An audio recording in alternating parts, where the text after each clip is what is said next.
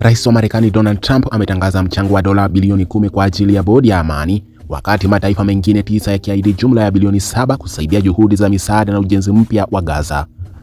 Tangazo hilo limetolewa wakati ambapo mkutano wa kwanza wa bodi ya amani ulifanyika Washington, Marekani. Kwa mujibu wa Rais Trump, mataifa yaliyoahidi kuchangia dola bilioni 7 ni pamoja na Kazakhstan, Azerbaijan, Falme za Kiarabu yani UAE, Morocco, Bahrain, Qatar, Saudi Arabia, Uzbekistan na Kuwait. Hata hivyo, kiasi hicho bado ni kidogo ikilinganishwa na makadirio ya dola bilioni 70 zinazohitajika kujenga upya Gaza, ambayo imeharibiwa vibaya kufuatia vita vya miaka miwili kati ya Israel na Hamas.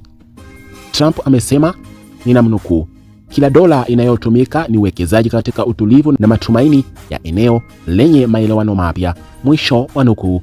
Aidha, Marekani imeahidi dola bilioni 10 kwa bodi ya amani, ingawa haijaelezwa wazi fedha hizo zitatumika kwa shughuli zipi hasa. Balozi wa Marekani Mike Waltz amesema kuwa msaada wa kibinadamu umeongezeka kwa kiasi kikubwa tangu kusitishwa kwa mapigano mwezi Oktoba. Zaidi ya maroli 4200 ya misaada yameingizwa Gaza kila wiki kwa kipindi cha wiki 13 mfululizo, hali ambayo haijawahi kushuhudiwa kwa muda mrefu. Zaidi ya mataifa 40 pamoja na Umoja wa Ulaya yamethibitisha ushirikiano katika mkutano huo. Hata hivyo, Papa Leo alikataa mwaliko wa kushiriki, akieleza wasiwasi kuwa bodi hiyo inaweza kudhoofisha jukumu la Umoja wa Mataifa katika kushughulikia migogoro ya kimataifa. Ikulu ya Marekani imejibu hoja hiyo ikisema kuwa bodi ya amani ni chombo halali chenye wanachama kutoka mataifa mengi duniani.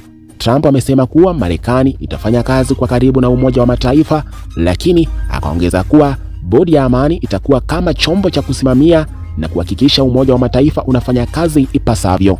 Ingawa makubaliano ya kusitisha mapigano bado yapo, hali inaendelea kuwa tete, huku pande zote zikishutumiana kukiuka makubaliano hayo. Swali ni je, bodi ya amani italeta suluhisho la kudumu Gaza? Hilo linabaki kuwa swali kubwa kwa jumuiya ya kimataifa.